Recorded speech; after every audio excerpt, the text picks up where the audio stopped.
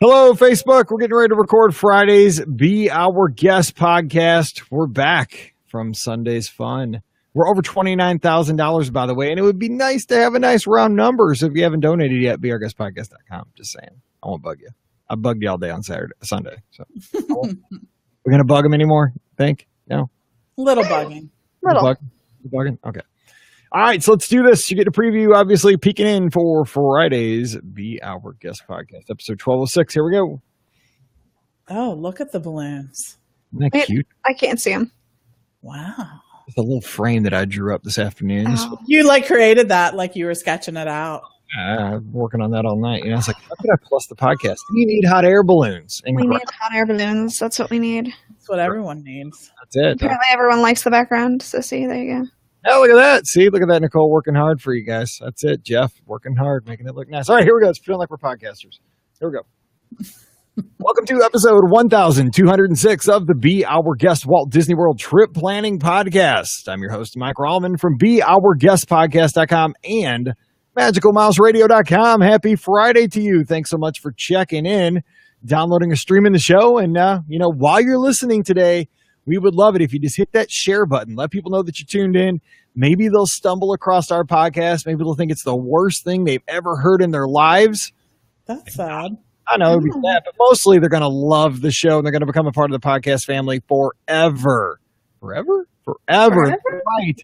So, thanks for downloading the show. Let's talk some Disney. We're going to head over to Epcot and World Showcase here in just a few minutes, but let's get the ladies introduced. First of all, we have Ricky from DisneyWorldAfterAll.com, TouringPlans.com, and the Mouse for less. Ricky, have you recovered from Sunday? Because Wednesday's show, we kind of cheated and did it during the 12-hour show, so we're back. What's going on? We are. I'm back. I'm recovering. Let's put it this way. And just for those of you who maybe bid on an auction item, make sure that you have your bid in but on the first giving page.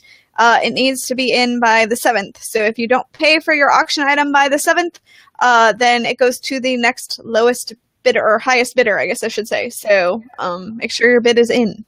That's right. So we have until August 7th. Get those bids in, and all that money's going to Give Kids the World. And we are, right now as we record, over $29,000. And we, you know what? It wouldn't hurt to hit up, get to that nice round $30,000 mark. Yes. If you haven't donated yet, you still can. BeOurGuestPodcast.com. Oh, and let me just say that if you did win an item, make sure to message me and let me know so that way I can get your information of where to send it and stuff like that. So. Sounds great. All right. Also joining us, we have the co-owner of the Magic for Less Travel, Pam Forrester, fresh off meetings with Disney today. Oh. She has all the secret plans for the 10-year plan. Yes. She was talking to us about how they're knocking down Grand Floridian and they're putting in, the second Star Wars hotel and all this great stuff. What's up, Pam? Don't start rumors. That'll be in a blog tomorrow. It'll be Disney announces whatever, and then it'll be on one of the clickbait sites. It will be. Who are overheard on a bus today at Disney suddenly becomes news for the day. So anyways, no. So I will just say on Monday, I felt a couple of things. First of all, very happy, grateful, of course, all of that, but tired. And we didn't do anything except sit. I know. What's that? So anyways, but here it's Tuesday? Is today Tuesday? It's something. It's before Friday. We had to get this out on time. So, Oh, it's Friday. Yes. It's Friday. Yeah. I forgot it was Friday. That's I've right. recovered. By Friday, certainly I've recovered. Absolutely. Friday. Got to get down on Friday. That's right. So we had a great suggestion from one of our listeners. Jennifer was wanting to know, and this is what we're going to talk about today, best practices for touring World Showcase. Those things that you might miss each and every time. Because sometimes I think when you head over to Epcot, I think a lot of folks hit Future World first. You got your fast passes for, say, a test track, a Soarin'.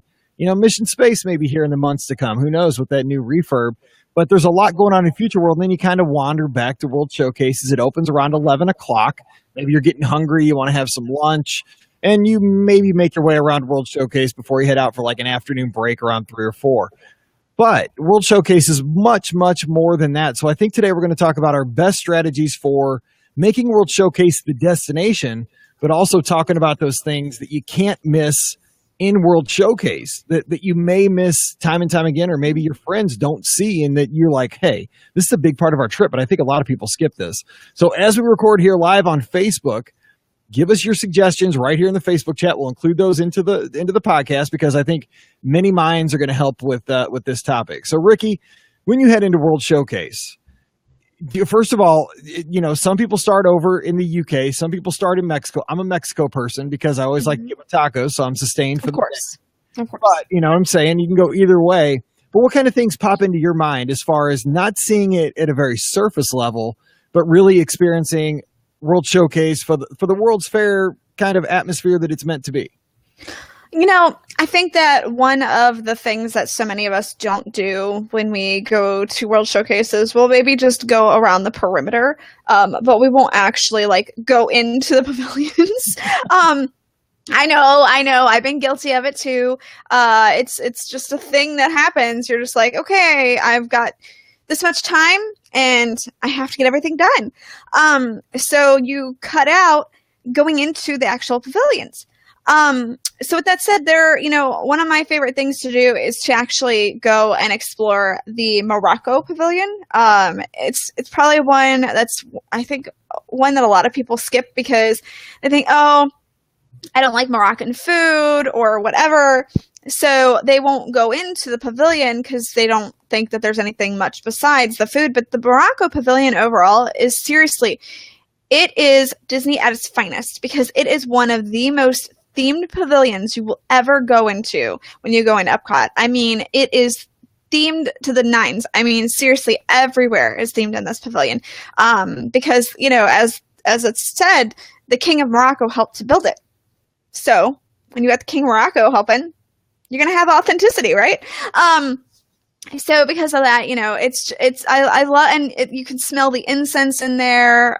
You see the shops that they have are really authentic, selling Moroccan ware and stuff like that. So, I love the Morocco pavilion. And I think that so many people don't explore it, and it's great if you like taking pictures because, it has such beauty in the artwork that's all around that the photographs that come out are gorgeous.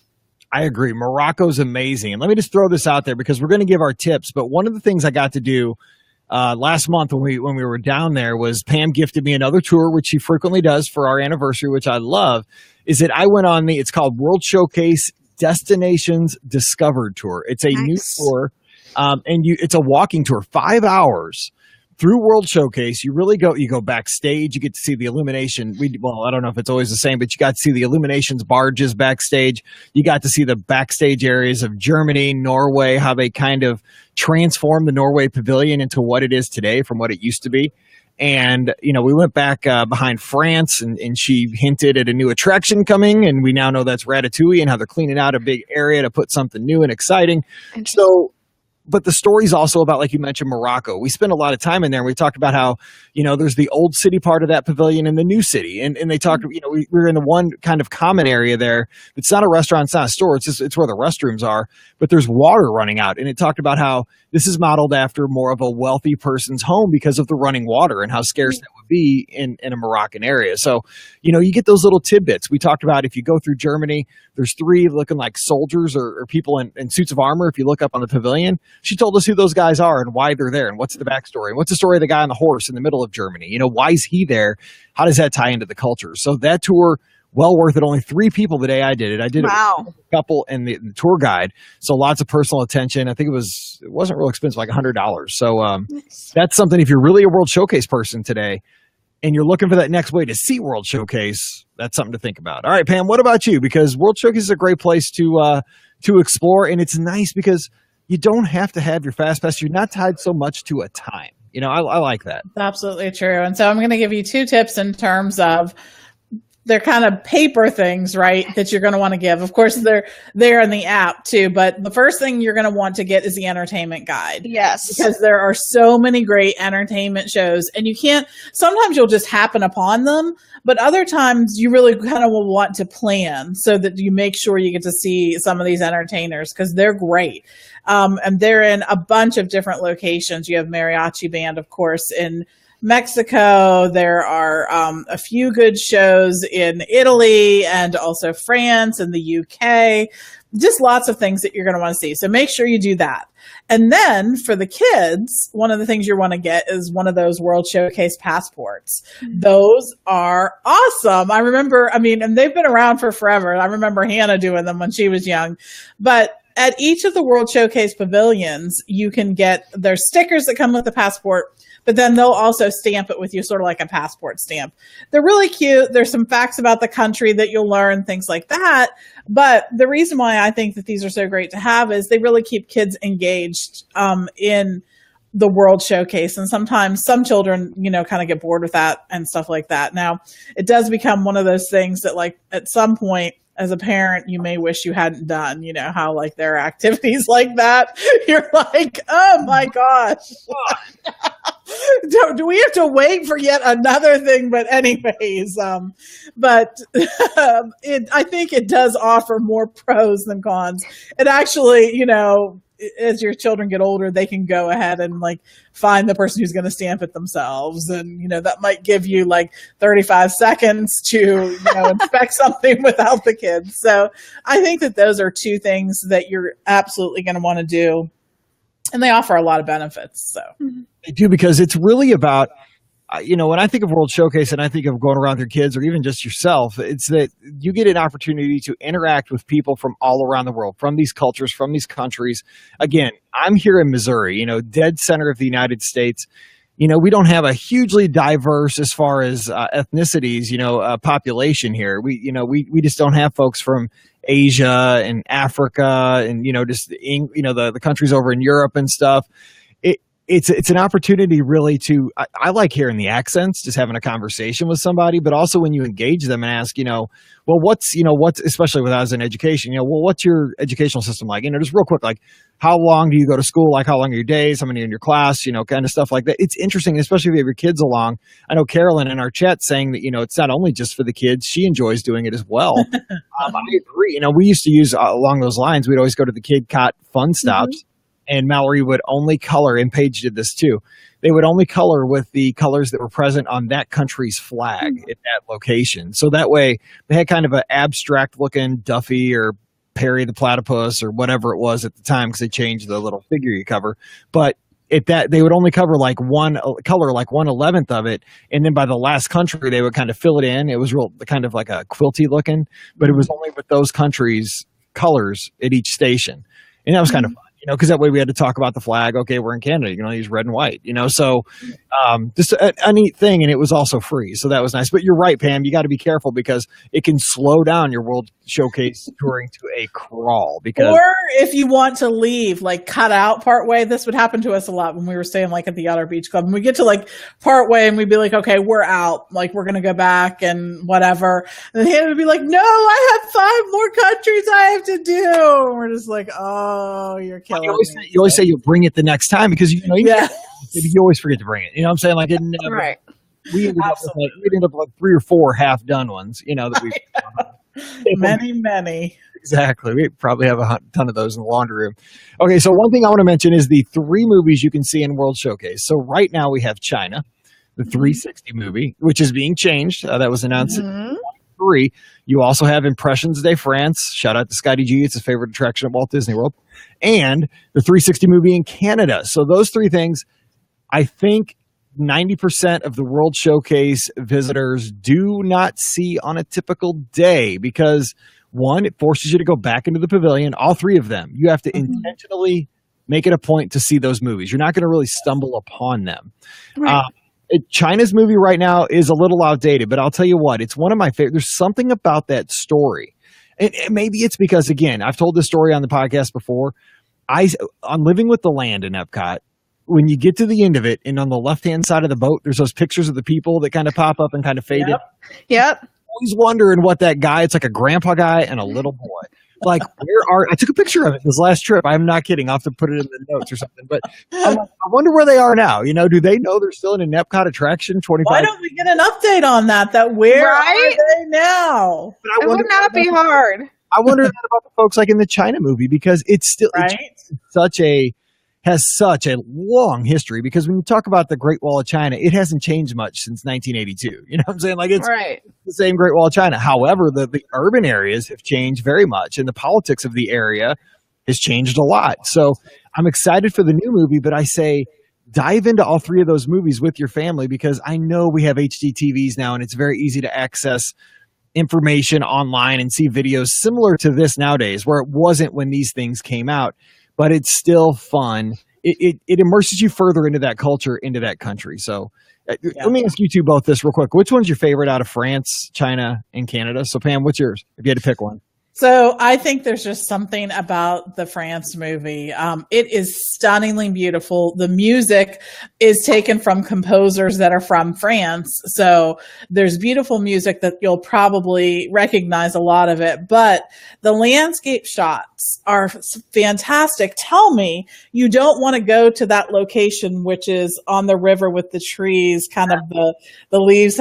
Isn't that stunningly beautiful? And the castle that's in the middle of the sea there, the middle of that water, Saint Michel, I believe, in France. But that's someplace that, is awesome too. We've been to France, and there's so many places that I recognize from there, but then there's also places that we didn't have the opportunity to see that I would love to see. So love that. Plus, hello, you get to sit down. Yeah, you get to sit. That's a plus. That's a huge plus on a hot summer day, especially. And I will say, in true Disney fashion, though, they should have an Adventures by Disney kiosk as you leave all three of these movies. Like, right? Want to go? Yes. We can take it. Hey, let's hop in a van. Adventures by Disney, you'll get to do this. Front of the line VIP access to Notre Dame or something like that. So, yeah. Synergy within the company. I've heard that before. What about you, Ricky? What's your favorite? I am a terrible person, and I don't really enjoy the movies in World Showcase. I know. I'm a terrible person. I told you. Probably partially because they're so dated, and I know that, of course, that's kind of the charm of the France movie. But for me, I guess, I don't know. It just doesn't do it for me. I don't know what you mean outdated. Like, those clothes are perfectly in No, style. of course. Yeah. And then, of course, the China movie is not so bad, but we're going to get an update. So maybe I'll like that one better. And then, if I had to choose one, I guess the Canada movie, because Brian and I love to sing the song. Yeah, exactly. So, I think that would have to be it by default, because we do love the song. So, Canada. Canada. Even though it has weird-faced Martin Short in it, Canada is my choice. Yes. So. He does look odd. He had a little too much Botox or just touch-ups work. He should not have done whatever he did. I think Disney does that to their Epcot hosts. That's like yes, you got Gary Sinise, who had too much Botox or plastic surgery, and I don't know. Same with Marty Short. That must be just maybe just don't do the plastic surgery thing. Just cut that out. Not so soon after. Maybe you need like a year. Yeah, maybe give it a little time. Yeah, a little time to settle. The face to settle. Yeah. Just give us another tip. What's something that we need to think about, as far as not seeing World Showcase? This is a flyby, but experiencing everything that it's meant to be. So one of the things that I don't think a lot of people know is there are actually quite a few museums that are in many of the World Showcase pavilions. So in the Norway pavilion, you can actually go into the Stave Church. I know it looks like you can't, but you can actually go in there and you can see, right now it's kind of a mix between, Frozen and Norwegian attire type stuff, how they incorporated the Norwegian culture into Frozen. So there's that kind of exhibit. In the China pavilion, they have an exhibit about Shanghai, China. So that's kind of interesting as well. Actually saw that there was some merchandise from Shanghai, China recently that's for sale over at the pavilion. So that's kind of cool. If you want some Shanghai merchandise and don't have to go all the way to China, there you go. You also have in Japan, they have the Kawaii exhibit, and that's about all the cute culture that's all big in Japan, and that's a really great exhibit too. And there was one more exhibit that I'm totally blanking on right now. Well, yes, that was it. The America exhibit. There's the Kinsey collection, which is a bunch of a collection from this African American family. They've been cultivating things throughout history, and you can find a bunch of stuff there too, which is very intriguing to look at. Mm-hmm. Mm-hmm. Yeah, it is. And the thing is with those galleries is that they change. Now, they don't change frequently. So because, most people don't go down that often. So I can see why they don't. But like I do like the Shanghai stuff because I probably won't get there. And I can kind of see like the ties to, it kind of looks like a Magic Kingdom park, but then they have lands. Like they don't have this land, but they have this instead. But the thing is with that is I can find all that stuff out online. Personally, I think they have some costumes and they have some, they have things there, artifacts to look at, which is nice. Right.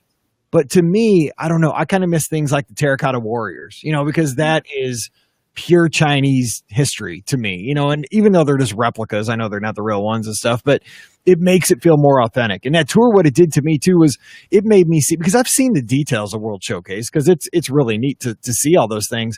But on that tour, they pointed out, there are so many things to digest in every one of the pavilions, so, for example, in China, if you look around, there's some dragons that have, I think it's like 6 claws, but most of them have 5, and only the imperial family could have a representation of a dragon with 6 claws. And if you did that as a regular guy, you'd be executed, so I didn't know that. So I'm looking around like, okay, does this dragon have 5 or 6 or, what's a guy? And then there was a kind of a myth they had in their culture where if you look on the corners or like where the roofs, like the fake roofs come down off of like Lotus Blossom and the stores and stuff, as you're walking down that little street there, you'll see that there's this guy in like a sled and there's people behind him, kind of looks like Rudolph the Red-Nosed Reindeer. It's like a reverse kind of like sled kind of thing. But these other creatures are pushing him off into the afterworld because he did something wrong. And it was a warning to all the kids and the members of society not to do what he did because they're pushing him off basically to a very bad place for eternity. Well, that went morbid real quick, didn't it? Like I had no idea. Like I didn't even notice they're even on the tour, not the tour gate, but the big gate as you enter the pavilion. So there's so much to look at. And another thing I would say is this a great, if you ever want to kind of get into photography, if you're an amateur photographer, even with just an iPhone or, any kind of a smartphone or, a nice DSLR or something like that, World Showcase is a great place to go practice your craft. I mean, the good guys get the amazing stuff, but us amateurs that like to try to, mess with portrait mode or just, mess around and try to get a nice, wallpaper for your computer, World Showcase offers just endless possibilities, especially, China's a great place. It's got the water. It's got that just beautifully colored building there. It's gorgeous. Even on the inside, you can kind of go from the dome and point up. That's one of my favorite pictures. All right, so Pam, what else can we think about for World Showcase? So I'm going to say this. While everyone knows that World Showcase has shopping in each of the pavilions, right? That's something that all the pavilions have in common. It is worth noting that a lot of these pavilions have great merchandise that you really can't get anywhere else or really feature something from the country. So I will say even the America Pavilion, which I'm sure a lot of people think to themselves, why do I need to go shopping in the American Pavilion? Because hello, I live right. in America. I live here, duh. Yeah. Right. But they feature really kind of some unique products that are made in America. And I've been exposed to different companies that I never even knew about, which are really cool. It's not like you're walking into like a Target in the American Pavilion.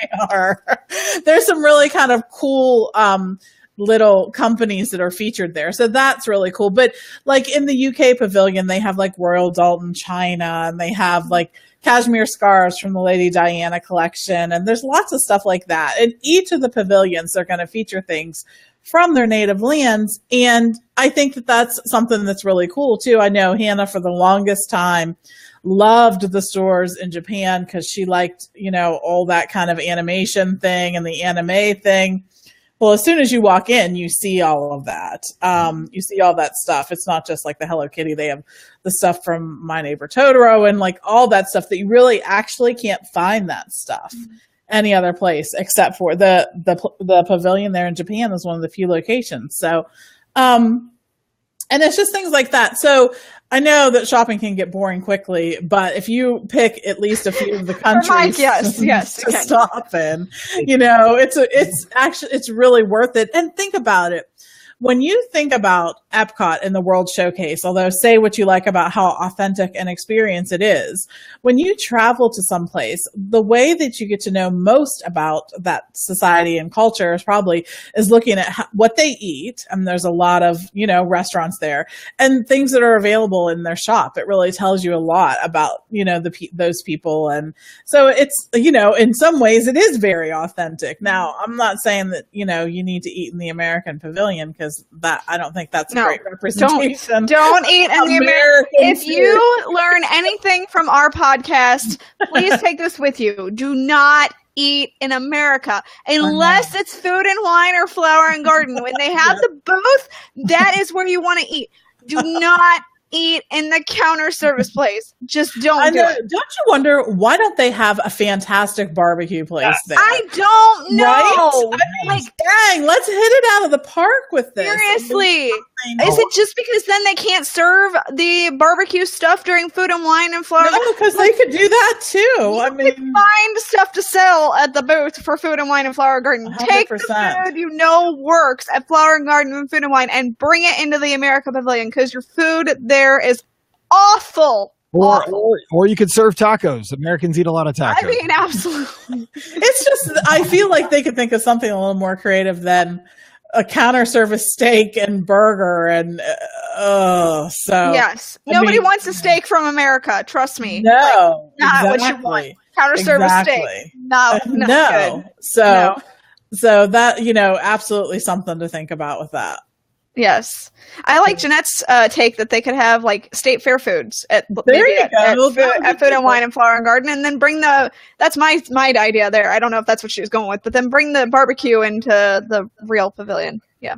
Do that. All right, so I'm going to throw in some of our listeners' suggestions because they're awesome. Holidays around the world. That's a great time to go around World Showcase and really slow down to hear the storytellers, because you can see the similarities and the differences between how we celebrate here in the United States. And I think that's great for kids because, World Showcase to me as a teacher, as somebody who was in education, it's a huge way to strike a deal with your kid's teacher to sell them that this is going to be an educational experience. And somebody else said earlier in the chat that, when they took their kids out of school during the year, that they kind of struck up a deal with the teacher that they would come back and give a presentation to the class, maybe bring some artifacts from a few of the countries and share what they learned. And this is a great opportunity, especially in nowadays, do some selfies with some cast members from all around the world, have them write their names in their their language, or write a, hello, and maybe write the high school's name or whatever it is, but have that, that authentic stuff to bring back home and then share,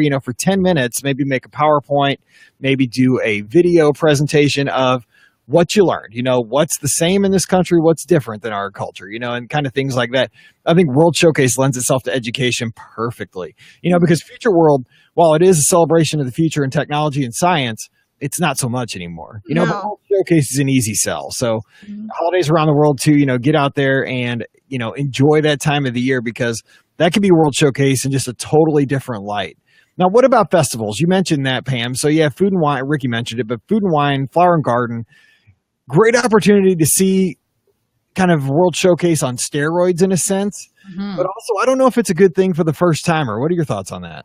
So I will say it may not be, because it actually brings a lot of people into World Showcase, and on certain nights, I would say Friday and Saturday night in particular, but any of the nights can get really busy. And then the paths around World Showcase get really crowded. So, and you tend to wait a bit. Now, it's not horrible. In the past, I remember waiting much longer for things in the evening than I used to, but it does get pretty busy and you do wait a while for those booths. So if you're going during Food and Wine Festival and it's one of your first times and you're not super familiar with Epcot, make sure that you visit Epcot during one of the earlier days in the week, because you're going to find crowds are much less there. So, and as soon as you can visit after it opens at 11, that's a good plus too. We've done that so many times. And even if you can get down there the week that the festival opens, because that's when we used to have the Tower of Terror race. Remember that a few years back? And we would be there on, I think, the Thursday that they kind of did basically like a soft opening on Thursday for that first weekend. Oh man, that's how the festival needed to be done, because we were there right as the booths opened, no lines, no crowds, and you got to sample all the stuff. You went around, you had food, you had drinks, it was just a pleasant experience. Other than it was hot. It was super hot. Yes. In the festival, it's really hot, but for food and wine. But it is a neat way to see it. I think that the Food and Wine and the Flower and Garden Festival are more geared, obviously, towards locals and towards the veteran Disney traveler. Not that a first-time person can't enjoy it, because you can. You just got to equip yourself with the knowledge of, okay, here's how to steer this. Here's how to navigate this festival. Because like Pam said, if you roll in saying it's Saturday night, you know what, we're going to have dinner there. We're arriving around 7:30. It's a nightmare sometimes. We always want to have a great experience, and you can do that. You just got to do a little bit of planning, a little bit of, a little research before you head down. Great time otherwise. All right, Ricky, go ahead. I was going to say, I saw somebody pop up a question of when do the holidays around the world take place this year. Just for those who are curious, the holidays around the world are taking place from November 24th to December 30th, 2017. So if you want to learn about the holidays around the world and get to experience that, that's when you're going to get to do that this year. So just thought I'd share that information because somebody asked. So that's why we're here. We want to help people plan their trip. So, and just real quick on that, don't miss holiday illuminations. It is worth the trip. It's amazing. Lots of extra fireworks, and the message of the holiday tag. It's like I'm coming off this high from Sunday of how much money we raised for Give Kids the World. It's the holiday tag for illuminations is like a big hug around World Showcase to me. It's like everybody needs to just, like we could all, like how football players have the huddle of the 11 guys. I wish that we could all just kind of huddle up around World Showcase Lagoon, because it talks about the message of peace in the world and how we can all make the world just a little bit better place. And, it leaves me just, almost teary-eyed for that message from good old Walter Cronkite. Love it. All right. So Ricky, close out. Give us one more tip, because we don't want to we could talk about this forever, and we'll continue it some other time, because we got to dive into each country. We left that hanging after about 3 countries. Oh my gosh, we did all that time ago. Like us to start something. Yeah, no. We don't ever do that. We finished a 12-hour live show. What do you want? We did. All right. That's the one thing we finish every year. Exactly. Yeah, because our feet are held to the fire on that one. We only have 12 hours. So I think that, kind of like Pam was saying, one of the kind of fun things to do is to kind of, I know that drinking around the world is such a heavy thing that people like to do. But, to me, kind of eating around the world, is also a good idea. If you said something about learning the different cultures through food. It's kind of fun to like play a game of, you buy, you set a limit of, hey, I'm going to spend this much on our food in this country, in each country. And we're going to try something from each country, whether it's from a counter service place or a snack, or it's a treat that's in one of the shops. But just do that in each country, and you really will learn a lot about the different countries that are in World Showcase. And especially like somewhere like Japan, where they have like shrimp flavored potato chips, which I'm not sure I'm brave enough to try. But I've had them. I'm in. Let's do it. Yeah. How are they? They're shrimpy. Okay. All right. We used to do a thing where we would actually, so between Christmas and New Year's, we would go with a bunch of friends, and each of us would have to bring, like at night, we would kind of gather and talk about the day. Each of us had to bring to the table wherever we were some odd food item from the World Showcase, and bring it there so that everyone could try it. So it was actually kind of a fun game. Oh no, odd. We tried some odd things, I will say. Oh my, that seems too much to me. So, but again, snack around World Showcase and try things that are out of your comfort zone. You can do that during Food and Wine, but you can do it all year too. Right. We'll talk about that. Just like those little dried crabs in Japan. Yeah, no, that's weird. Yeah. And there is a sake bar. I've gone with somebody, but it's only like there's room for like 3 people. I think, no kidding, it's tiny in the back. Yeah. I think they actually, I don't quote me on this, but I think I saw that they moved the sake bar a little bit further back into the pavilion. I'm not 100% sure on that. That might be just me making up stuff, but I thought I saw something recently that they moved it further back that day though, because he did a shot of sake. I was like, no man, it's like noon. I was like, I've heard that stuff.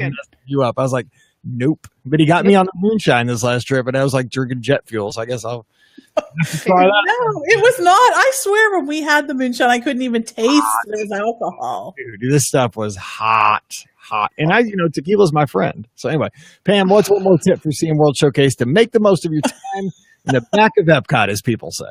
Well, so to further the issue of eating and drinking around the world, I wanted to mention that there's actually some wine tasting that you can do in some of the countries there at Epcot, and a lot of people don't know about it. Now, first of all, there is a wine and walk passport that is available, or at least it always was available. I believe it still is. You buy a cup, and then you get to have the wine in 3 different countries. It's in Italy, France, and Germany. So you can try that. But a lot of the World Showcase pavilions, not just those 3, have some unique drink to offer. I can't think of a for instance, but there are lots of things. Like, of course, Mexico has La Cava, and Italy has a great, with Tutto, it has a great location, Tiragusto, to get drinks. And there's just lots of little locations like that where you can try something new, try something different. And I think that's a great way to kind of, experience those drinks that you may not have access to all the time. So love that. I don't recommend drinking around the world. I think that Epcot's too cool to drink that much. You won't get to experience it. But I'm all for splitting a couple drinks from a few different countries. And of course, there's everyone's favorite, the grapefruit beer in Germany that people love and go crazy for. So lots of things to see and do in Epcot for sure. Yeah, well, I'm all about people, taking on challenges and pushing themselves to their limits. Usually that's in your running, but I know folks do that in drinking. But the thing is, everybody that drinks around the world successfully always ends up like hurting themselves. You know what I'm saying? Like, you never end up like happy. Well, I guess you are kind of happy. Yeah, it depends on how you go with it. Yeah. I'd be in the hospital. I'm just saying. I don't even think I would like that many different kinds of drinks, especially. If you're going to drink around the world, you got to pace yourself. You can't just do it in like 3 hours, and you have to do it in a good amount of time. This is for don't do it food and wine. That's the worst idea ever. Don't do it for people like Hannah and Paige's age. I mean, we can't do that. Yes. I mean, you got to picture, World Showcase opens at 11. That's pretty early to start drinking, but I'm not saying that I, haven't had a pre-noon drink ever. Right. Like on a cruise. But I'm just saying, it closes at 9, so you have to have more than a drink an hour just to keep up. So, I think it was like 10 o'clock at Jamaica. You had the clock, so yes, 10 o'clock somewhere. My clock said 5 o'clock. It was on. Yeah. Let us know again. We're going to have this here in the Facebook group. Let us know more of your great tips. Follow the thread if you're not tuned in here on Facebook. Just drop by facebook.com/BeOurGuestPodcast. Find today's show, the video. Look under here, because our listeners are so good and so smart with the way they tour World Showcase that truly this will help you think about things for your next Walt Disney World vacation, because World Showcase is gorgeous, but it's also an educational opportunity. It's an opportunity to broaden your horizons and maybe see some things that I want to go see the real thing someday. And I think that's what World Showcase does the best. That, I got a little taste of Morocco. Maybe we'd like to go over and visit, these countries, head over that way, or, go over to Paris and check it out someday. So maybe it's a gateway into the real world through World Showcase. So thanks so much for joining us today. We appreciate it so very much. Today's show brought to you by our friends over at the Magic for Less Travel. So when you're headed down to a Disney destination, check out themagicforless.com. They have all the information you need. Great specials. Not too late to get down there for Mickey's Not So Scary Halloween Party, the Christmas party, food and wine. You got the race weekend. You got all kinds of stuff. 2017 isn't gone. Even though it's August, still plenty of time to plan that 2017 getaway. In the fall and the wintertime are great times to visit Walt Disney World. So check them out today. They're over at themagicforless.com. I've closed out my Gmail, so I got to get Drew Baker's script. Let me write this down so I can edit that out. All right, 30, 40. I knew it, and I was trying to dog it, but it didn't pop up. No! No. I was like, I'm not going to hit it. Drew Baker. Okay, here we go. I should know it by. I probably could do it without it, but anyway. Today's show also brought to you by our friend Drew Baker over at Aquitas Financial Group, a private wealth advisory practice of Ameriprise Financial Services, Inc. So when you're looking for someone to give you a free second set of eyes on your financial picture, support the folks who support us and call Drew Baker at 260-271-1050. Email him at drew.baker@ampf.com or look him up online at ameripriseadvisors.com/drew.baker. Please do give us a follow on the social media. We're on Instagram and Twitter at Be Our Guest Mike. I'm looking for you this weekend. Drop by at Be Our Guest Mike. And we got a great Facebook group at facebook.com/Be Our Guest Podcast. And don't forget, as you do your back to school shopping, that's right, Pam went back to school on Wednesday already. She's already been in school for 3 days now. What's going on with that? This guy's kind of happy right about this time of year. I'm just saying. But when you're doing that back to school shopping, don't go to Target. Don't fight the crowds at Walmart. I've been there during back to school buying those 8-cent pocket folders because I had to buy like 300 of them for my kids because they would always forget to bring them in. And so I just like, for 8 cents, I'll just buy 300 and give them away. I don't care. But you don't want to do that. It's crazy. It's insanity. People will fight you for the purples. Don't do it. Go to Amazon. BeOurGuestPodcast.com/Amazon. That stuff comes to you like my toilet paper when I push the button. Boom, right to the door. I'm just saying, that's the greatest invention ever, the dash button. So anyway, do your back to school shopping on Amazon, and please support the show by going through our link, BeOurGuestPodcast.com/Amazon, and have a great school year. All right, well, it's time to get out of here. So thanks so much for downloading the show. Have an awesome weekend. So for Pam and Ricky, I'm Mike. Wishing you a great weekend, but whatever you do, stay safe, and we'll see you real soon. That was fun. The Amazon ad went long. All right, we're still on Facebook. Sorry about that. You think the Amazon ad went weird? It did. I was trying to make it back to school and turn into toilet paper. Oh, and Richard said there was too much poop talk at the end of, and we're still live, but it was like, you guys, Ricky, I know you were slap happy at like hour 11. But you just kept going about the poop the other night on our show. Hey, Pam did too, so. I know. You guys, I was like, nope, it's scat. No, it isn't scat. I was like, never mind. Because I was struggling trying to get Nate on the Skype call. I don't think there's ever too much. No. After 11 hours, man, my head hurt so bad after that show. I loved it, but like 12 hours of like your this stuff coming into your ears like this. Oh. Yep. Mm-hmm. We know. I know. All right. Well, hey, we're out for the week. Okay. Awesome. All right. See you guys next Monday. All right. All right. We'll see you guys by Facebook. All right. Bye. Bye.